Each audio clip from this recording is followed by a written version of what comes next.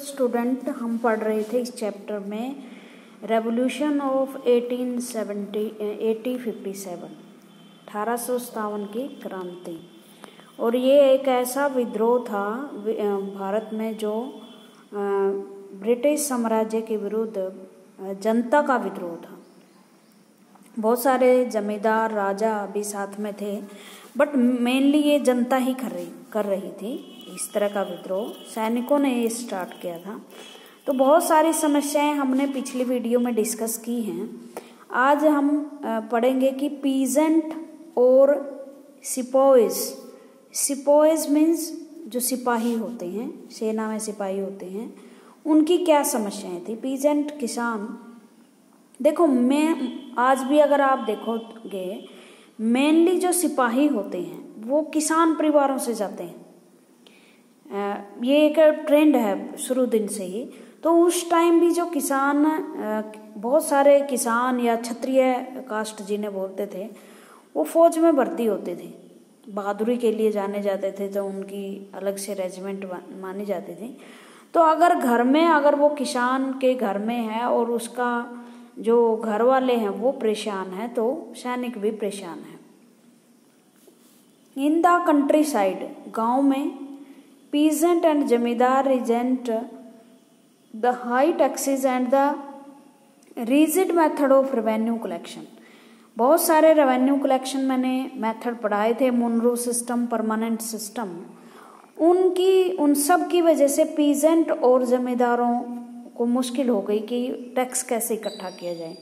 जैसे मैंने घास का उदाहरण दिया था कि कितनी भी बंजर जमीन होती और किसान कितने ही असमर्थ होता, फिर भी अंग्रेजों को टैक्स कलेक्शन प्रायोरिटी थी। मैनी फेल टू पे बैक देयर लोन्स। अब क्या होता था, उनको एक जमीन के टुकड़े को वो रेंट पे लेते। इस जमीन के टुकड़े के बदल मान लो वो 20,000 रुपये देते। 20,000 की ये जमीन आई उसकी रेंट पे, और उसमें से 5,000 उसको टैक्स देना पड़ा। उसके बाद उसको खेती का खर्चा वगैरह लगा के, दाम बहुत फसलों के कम मूल्य पे लिया जाता था, उसे कोई मुनाफा नहीं होता। तो वो लोन के चक्करों में लोन लेता, जो सूदखोर थे उनसे, और वो इस तरह से धीरे धीरे ऋण के चुंगल में फंस जाता। और अंत में जो थोड़ा बहुत तो उसके पास प्रॉपर्टी होती, वो भी मनी लेंडर के यहाँ कहते हैं ना, गहने रख दी जाती, उनको वो पैसे के बदले में रख लेते। और इस तरह से जनरेशन टू जनरेशन भारत में जो लैंड है वो अपना महत्व खोती जा रही थी। द इंडियन सिपोई, जो इंडियन सिपाही थे, in employ of the company also had reason of discontent मैंने मतलब निराश थे वो भी कंपनी के शासन से, क्योंकि कभी भी उनको प्रमोशन नहीं दी जाती, उनको खाना अलग से मिलता, अंग्रेजों जैसा नहीं मिलता। वो उनमें मतलब ऐसे हथियार दिए जाते जो उनके धर्म के विरुद्ध थे, उन्हें बाहर भेजा जाता लड़ने के लिए, कि उनका धर्म भ्रष्ट हो जाता है। ऐसा मानते थे कि वो हम अगर बाहर चले जाते हैं तो हमारा धर्म भ्रष्ट हो जाता है। तो ऐसे बहुत सारे रूल थे आर्मी के जो सिपाहियों के सामाजिक, आर्थिक और धार्मिक जीवन को प्रभावित कर रहे थे। दे वर अनहैप्पी अबाउट देयर पे। उनको सैलरी बहुत कम मिलती थी। एक अंग्रेज सिपाही और एक जो भारतीय सिपाही, उसके वेतन में बहुत फर्क था। अलाउंस जो भी भत्ते और कंडीशन ऑफ सर्विस, सेवा की शर्तें जैसे उनको 8 घंटे के बजाय उनको 10 घंटे काम करना है, तो इस तरह से वो सही नहीं थी। सम ऑफ द न्यू रूलर, कुछ नए रूल्स बने थे। More over violated there religious sensitivity and beliefs, जो उनकी धार्मिक भावनाओं को ठेस पहुंचा रहे थे। जैसे मैंने कहा ना, समुद्र पार भेज रहे थे उन्हें, या एक ही रेजिमेंट में कई जातियों के लोगों को भर्ती किया जाता। देखो आज के समय में ये ठीक लगता है, लेकिन उस समय जब हमारे यहाँ समाज में जात पात का भेदभाव काफ़ी ज़्यादा गहरा था, कि लोग एक दूसरे को छूना पसंद नहीं करते थे, एक दूसरे से भोजन शेयर नहीं करते थे, हाथ नहीं लगवाते थे एक दूसरे से।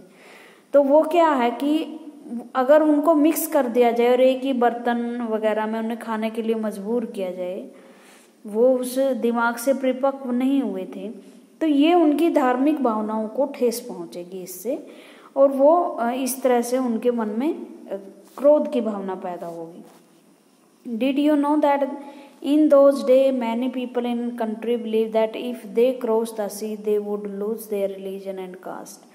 बहुत सारे लोग थे जो ये विश्वास करते थे कि अगर आप समुद्र पार जाते हो तो आपका धर्म और आपकी जाति आपसे छीन नहीं ली जाएगी, जाति बाहर किया जाएगा आपका। देखो, कुछ हिंदू रूल मुझे बहुत अच्छे, हम कह सकते हैं कि बहुत अच्छे हैं। जैसे समुद्र पार का जाना, जैसे कोरोना जैसी बीमारियां हैं, वो कैसे हैं? समुद्र पार जाने से ही आती है ना।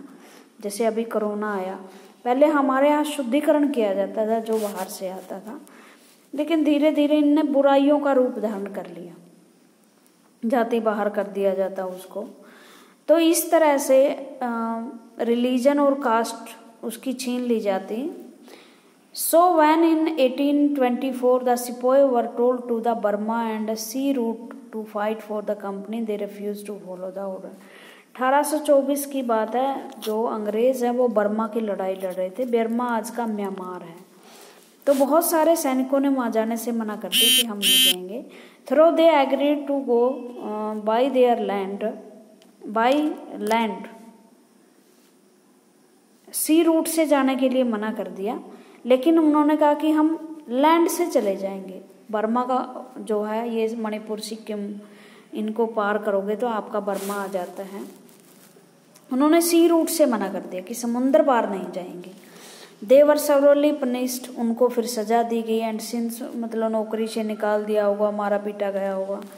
दे since the issue did not die down in 1856 the company passed a new law which stated that every new person who took up the employment in the company army, they had agreed to serve overseas if required। लेकिन उस time तो शायद बात मान ली कि ठीक है land से चले जाओ। 1856 में फिर एक नया कानून पास कर दिया कंपनी ने कि अगर आप ज्वाइन करते हो आर्मी तो आपको समुद्र पार भी भेजा जाएगा। इससे अगर आपको जाना नहीं है तो आप आर्मी ज्वाइन नहीं कर सकते।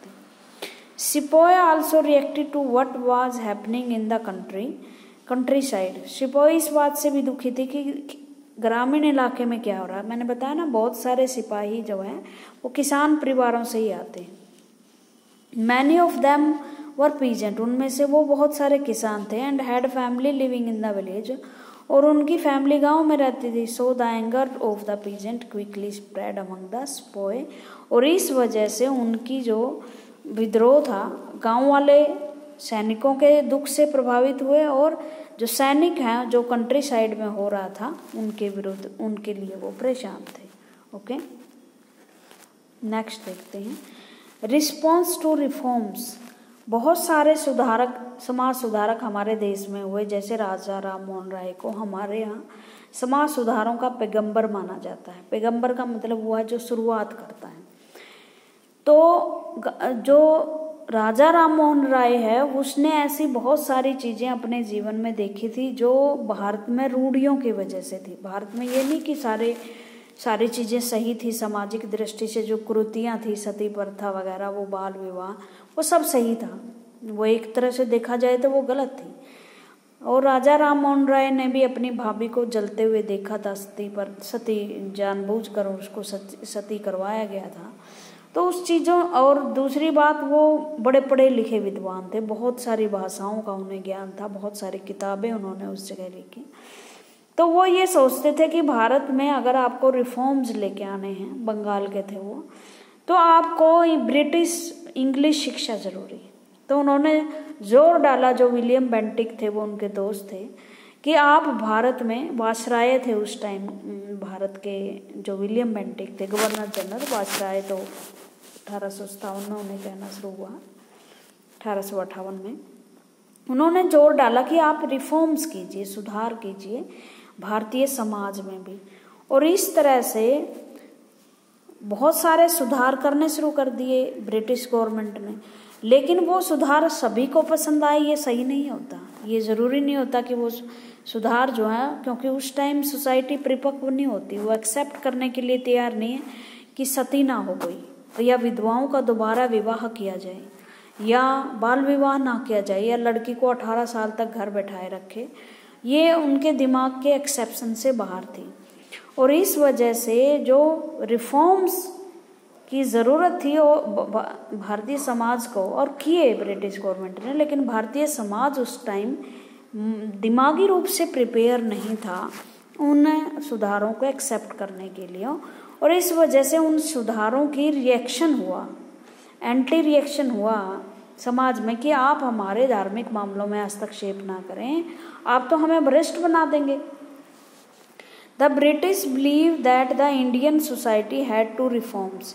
ब्रिटिश को विश्वास था कि भारत की सोसाइटी को में सुधार की ज़रूरत है। उनको लगता था कि ये जादू टोनों का देश है, सपेरे मछुआरों का देश है, और इनको कोई ज्ञान नहीं है। बहुत सारे लोग तो ये कहते थे, अंग्रेज जो था, कि जितना एशिया में ज्ञान है वो तो अंग्रेज़ों की एक अलमीरा में है, जबकि ये तो बड़ा चढ़ाकर की गई बातें हैं, ये सही नहीं है। फिर भी उस टाइम हम एक लंबे अंधकार काल से गुजरे थे, और मुस्लिम पीरियड रहा। वो अंधकार विद्या की दृष्टि से इतना फल फूला नहीं था। जो हमारी एशियंट फिलोसफी थी वो कहीं गुम हो चुकी थी इस अंधकार काल में। तो ब्रिटिश को ये लग रहा था कि यहाँ कभी ज्ञान का उदय हुई नहीं हुआ। ज्ञान तो उदय हुआ था लेकिन कहीं खो गया था, दोबारा से उसको पुनर्जागरण करने की ज़रूरत थी। तो उन्होंने ऐसे लॉ पास किए, law were pass to stop practices of sati and to encourage it remarriage of widow. विधवाओं को दोबारा शादी करने की आज्ञा नहीं थी, लेकिन उन्होंने ऐसे कानून बनाए कि सती को सती होने से रोका जा सके और विधवाओं का विवाह किया जा सके। इंग्लिश लैंग्वेज एजुकेशन वर एक्टिवली प्रॉम्प्ट। इंग्लिश लैंग्वेज पर बेस्ड जो एजुकेशन थी उसको प्रॉम्प्ट किया गया, मतलब उसको बढ़ावा दिया गया।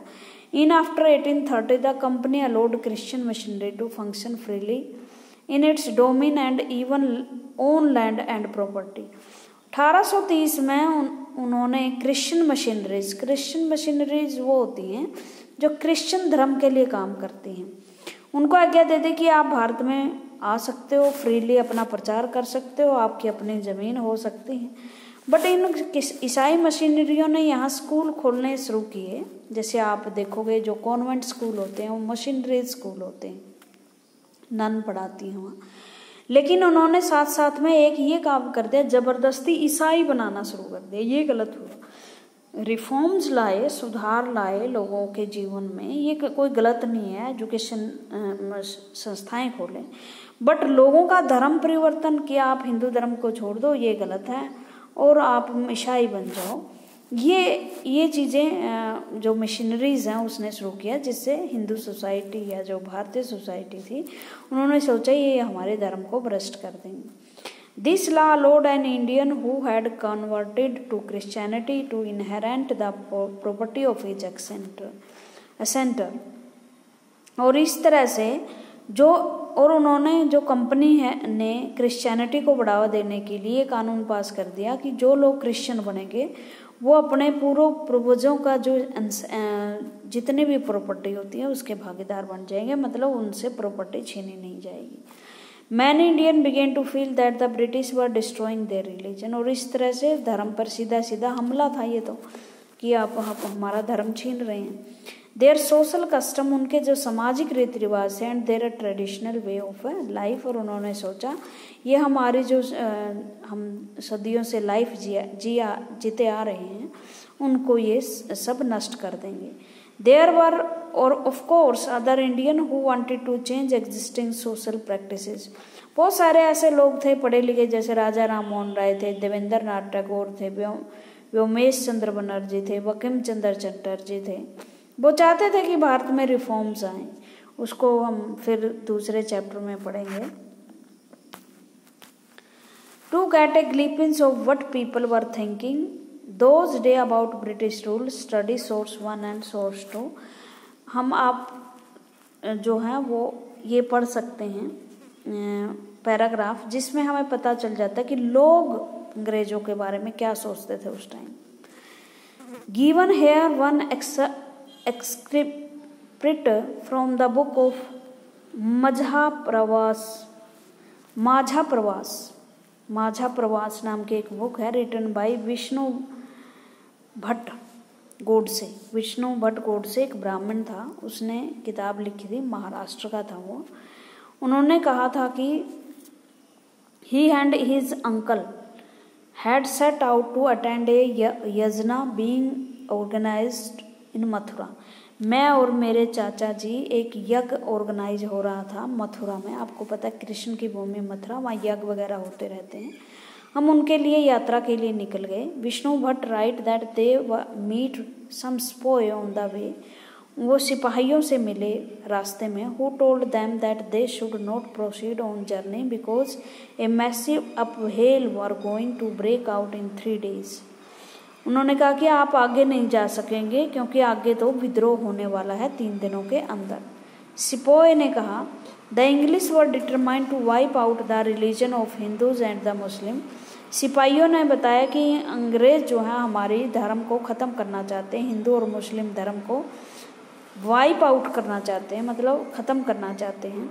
They had made a list of 84 rules and announce these in A gathering of big Kings and princess of Calcutta. उन्होंने 84 रूल्स का एक अनाउंस किया है, एक लिस्ट अनाउंस की और कलकत्ता के बड़े बड़े राजाओं और प्रिंसेस के सामने पेश की है। They said that the kings refused to accept these rules and warned the English of the dare to consequence and massive upheaval if they were implemented। और अगर उन्होंने ये भी बताया कि उन राजाओं ने और उन प्रिंसेस ने विरोध किया है इन 84 कानून का, और उन्होंने कहा है कि अगर आप इसे लागू करने की कोशिश करोगे तो भारत में बहुत बड़ी मात्रा में विद्रोह हो जाएगा। That the king of all return to their capital in a great anger. सारे जो राजा हैं वो गुस्से में अपनी राजधानी लौट आए हैं। And all big people begin making plans.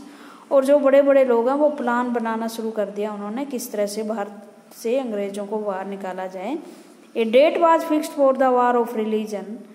धर्म की लड़ाई के लिए एक डेट फिक्स की जाएगी। And the secret plan had been circulated from the cantonment in Meerut by the letter sent to the different cantonment। cantonment होते हैं कैंटीन, जहाँ जो ये आपके रहते हैं छावनी रहती है, सिपाही रहते हैं।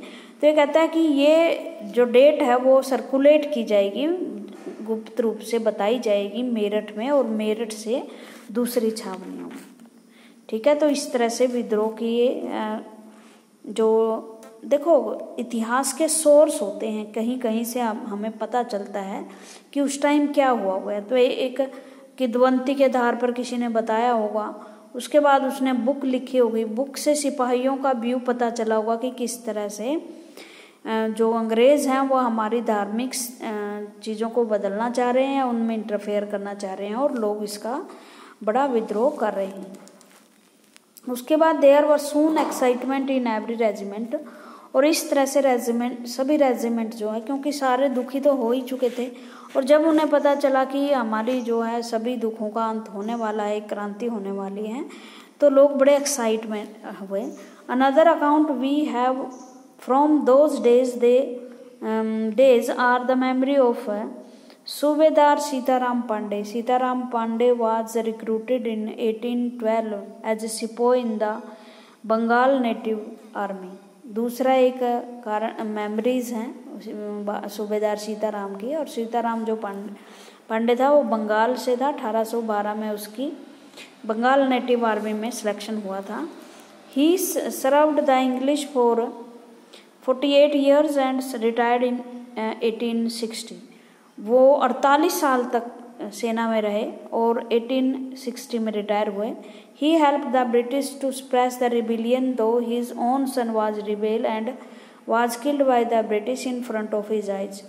उसने बहुत सारे रिबेल मैंने विद्रोह होते हैं, उनको दबाने में, अंग्रेजों को दबाने में उन्होंने सहायता की अंग्रेजों की, जबकि उसका बेटा खुद एक रिबेलियन था, विद्रोही था, और उनकी आंखों के सामने उसके बेटे को मारा गया। On retirement he was persuaded by his commanding officer Norgate to write his memory। Retirement के बाद उसको प्रेशराइज किया गया कि आप अपनी मेमोरीज लिखिए। उसके कमांडिंग ऑफिसर थे, कमांडिंग ऑफिसर मैंने अपने से ऊपर जो कमांड देने वाला होता है, सेना में कमांडिंग ऑफिसर की बड़ी महत्ता होती है, कि अपनी मेमोरी लिखे। He completed the writing in 1861 in Awadh and Norgate translate it into English and had it here in an excerpt from what Sitaram Pande wrote. और एक उदाहरण है किसी बुक का, सीताराम पांडे की जो है, कि वो क्या लिखते हैं। It is my humble opinion that the seizing of oath field by the mind of sepoy with distrust and lead them to plot against the government. Agent of the Nawab of the Oudh and also of the King of Delhi were sent all over the Indian to discover the temper of the army. They worked upon the feeling of sepoy, telling them how treacherously and the foreigners had behaved toward their king. They invented 10,000 lies and promises to persuade the soldier to mutiny and turn against their master. The English, with the object of restoring the Emperor of Delhi to throne, they mentioned that this was wholly within the army power if the soldier would not act together and do as they were advised. ये कहता कि मेरा opinion है कि जो अवध को छीना गया था ना, अवध की लूट मैंने बताई थी, दिमाग जो सिपोइज थे उनके दिमाग में उससे एक ब्रिटिश गवर्नमेंट के विरुद्ध जो है वो अविश्वास फैल गया था। और जो ओध के नवाब थे और साथ में ही ओध के नवाब ने और दिल्ली का जो सुल्तान था उसने चारों तरफ आर्मी के लोगों को भड़काने के लिए अपने बंदे भेजे कि इस तरीके से जो है वो अंग्रेज सरकार हमारे राज्यों को छीन रही है। और इस तरह से एक प्लेटफॉर्म तैयार हुआ 1857 की क्रांति का। ठीक है, उसके बाद है mutiny become a popular rebellion. Mutiny मैंने होता है छोटा सा विद्रोह, और पॉपुलर रिबिलियन मैंने लोकप्रिय आंदोलन बन गया था, रिबिलियन बन गया था। म्यूटनी का मतलब होता है when soldier as a group disobey their officer in army. ये याद रखना, म्यूटनी किसे कहते हैं। म्यूटनी का मतलब होता है जब एक सोल्जर का ग्रुप अपने कमांडिंग ऑफिसर की आज्ञा नहीं मानता। फौज में कमांडिंग ऑफिसर का बहुत महत्व है। अगर वो उसकी आज्ञा नहीं मानता तो कमांडिंग ऑफिसर मतलब उसको कोर्ट मार्शल हो सकता है, बहुत बड़ी सजा हो सकती है अगर जो सैनिक अपने कमांडिंग ऑफिसर की बात ना माने तो चर्बी वाले कारतूस मैंने बताए थे कि गाय और सूअर की चर्बी लगी हुई थी और मंगल पांडे नाम के व्यक्ति ने उसको रिजेक्ट कर दिया कि मैं इसको मुंह में नहीं डालूंगा। तो ये एक म्यूटनी थी, लेकिन बाद में लोग इसमें शामिल हो गए तो ये आंदोलन बड़ा हो गया। Those struggle between ruler and the ruled are not unusable. जो रूलर शासक और जो शासित थे, शासित हम थे और रूलर कौन थे, अंग्रेज थे, उनके बीच में झगड़ा एक आम बात होती है। Sometimes such struggle become quite wide spread as popular resistance so that the power of the state break down. कई बार ये आंदोलन इतने पावरफुल हो जाते हैं कि सरकार को भी तोड़ सकते हैं, जैसे आजकल किसानों का आंदोलन चला हुआ है। A large number of people begin to believe that they have a common enemy and rise up against the enemy at the same time। बहुत सारे लोग ये सोचते हैं कि हमारा यही दुश्मन है और इस दुश्मन के विरुद्ध हमें खड़ा होना है। For such a situation to develop,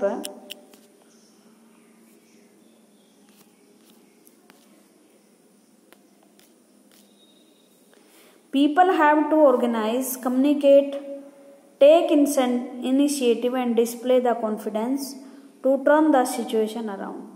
For such a situation, इस वजह से एक ऐसी सिचुएशन पैदा होती है कि लोग इकट्ठे होते हैं, एक दूसरे से कम्युनिकेट करते हैं और एक पहल करते हैं कि किस तरह से जो आसपास की सिचुएशन है उसको हैंडल किया जाए और उसको अपने फेवर में किया जाए और सरकार के विरुद्ध जो है क्रांति की जाए। In such a situation developed in northern part of the India in 1857, after 100 years of conquest and administration, the English east India company faced a massive rebellion that start in May 1857 and threatened the company very presence in India। अब इतनी सालों से जो विद्रोह और जो गुस्सा लोगों में भरा था वो एक विद्रोह के रूप में 1857 में हुआ। और इतना सशक्त विद्रोह था कि अंग्रेजी राज्य के अस्तित्व को भी लगने लगा था कि पता नहीं हम यहाँ रह पाएंगे या नहीं रह पाएंगे। लेकिन कुछ हमारे लोगों की सहायता से ही अंग्रेज इस रिबेलियन को जीतने में कामयाब हो गए। धीरे धीरे क्रूरता अपनाकर उन्होंने सभी राजाओं को, सभी जो लीडर्स थे उनको मार गिराया, बंदी बना दिया, देश निकाला दे दिया। और इस तरह से 1958 आते आते जो विद्रोह था वो समाप्त हो गया। आज के लिए इतना ही। Thank you very much.